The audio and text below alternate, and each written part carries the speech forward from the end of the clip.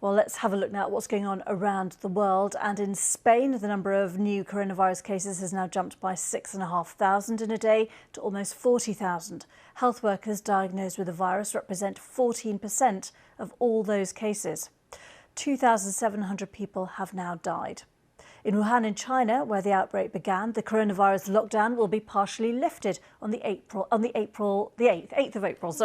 All those in the city with a green code on a smartphone health app will be allowed to leave the city. That is despite the city registering its first new case in 5 days.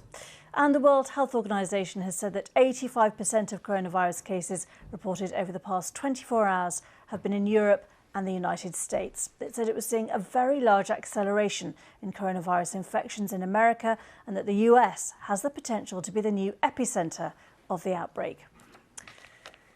Well, more on Spain now, and the daily death toll from the virus is continuing to go up. That is despite ever stricter measures being brought in to contain the pandemic. In Madrid, the coffins of some of the deceased are being taken to an ice rink for storage as mortuaries are full.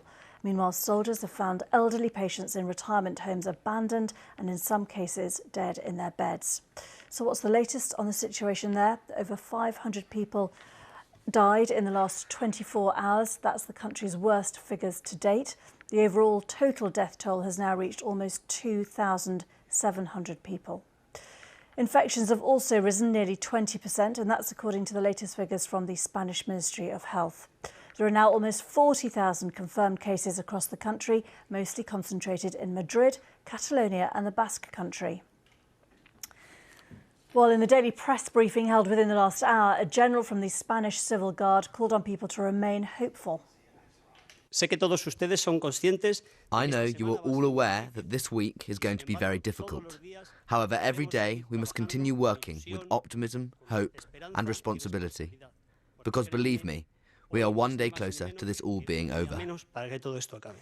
A little while ago, Guy Hedgecoe, our reporter from Madrid, told us more about the elderly patients abandoned in retirement homes. Members of the armed forces who are helping the healthcare professionals to battle the virus were checking a number of retirement homes. We don't know exactly where and which parts of the country, but in some of them they found the dead bodies of residents there, as well as survivors. And in each case, apparently they had been abandoned. Now, we don't know for sure if those who had died from the coronavirus.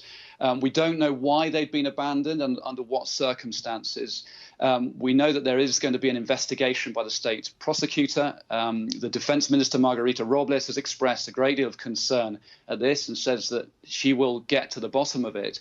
But it has highlighted a big problem in Spain related to the death rate, which is that the virus has spread to a lot of retirement homes. And that helps explain why Spain has had such a high death rate. Yesterday, we heard that there had been 460 new deaths. We're still waiting for the latest figures today, but many people are bracing themselves for a similarly high figure.